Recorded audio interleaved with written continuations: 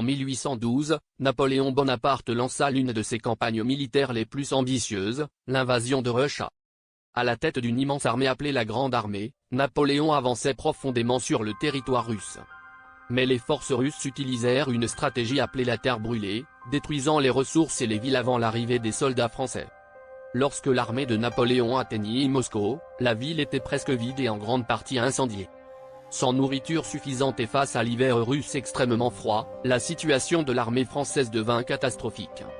La retraite qui suivit fut l'une des plus grandes pertes militaires de l'histoire européenne. Cette campagne affaiblit gravement le pouvoir de Napoléon et encouragea ses ennemis à se regrouper contre lui. Après plusieurs défaites militaires en Europe, le pouvoir de Napoléon Bonaparte commença à s'effondrer. En 1814, une coalition de puissances européennes envahit la France et força Napoléon à abdiquer. L'ancien empereur fut alors exilé sur la petite Elba, située près des côtes de l'Italie. Sur cette île, Napoléon conserva un petit pouvoir local et une petite garde personnelle. Mais il n'acceptait pas l'idée d'avoir perdu son empire. Après moins d'un an d'exil, il prit une décision audacieuse. En 1815, Napoléon quitta secrètement l'île d'Elbe pour retourner en France et tenter de reprendre le pouvoir. Ce retour spectaculaire allait bientôt déclencher une dernière confrontation décisive en Europe.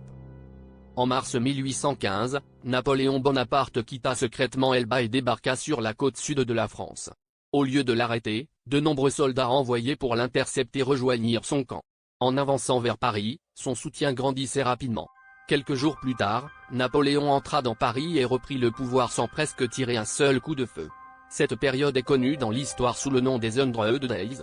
Mais les puissances européennes ne voulaient plus risquer une nouvelle domination de Napoléon. Très vite, une grande coalition militaire se forma pour l'affronter une dernière fois. Cette confrontation décisive aurait lieu près d'un petit village appelé Waterloo.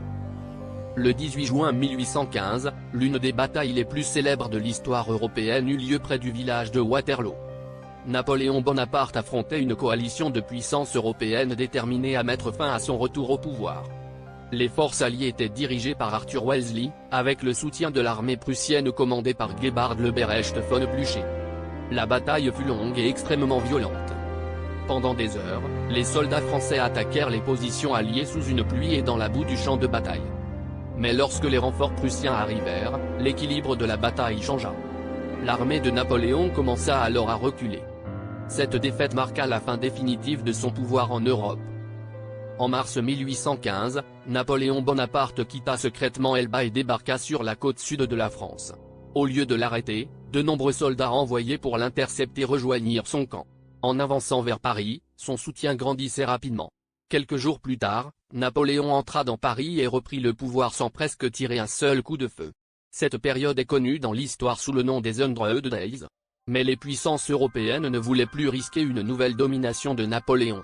Très vite, une grande coalition militaire se forma pour l'affronter une dernière fois.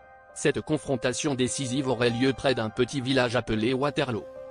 Après sa défaite à Waterloo en 1815, Napoléon Bonaparte comprit que son règne était terminé. Il se rendit finalement aux forces britanniques. Cette fois, les puissances européennes décidèrent de l'envoyer beaucoup plus loin pour éviter tout nouveau retour au pouvoir. Napoléon fut exilé sur Sainte Helena, une petite île isolée dans l'océan Atlantique. L'endroit était si éloigné que toute évasion était presque impossible. Sur cette île, l'ancien empereur passa les dernières années de sa vie sous surveillance britannique. En 1821, Napoléon mourut à Sainte-Hélène à l'âge de 51 ans. Mais même après sa mort, son influence sur l'histoire de l'Europe resta immense.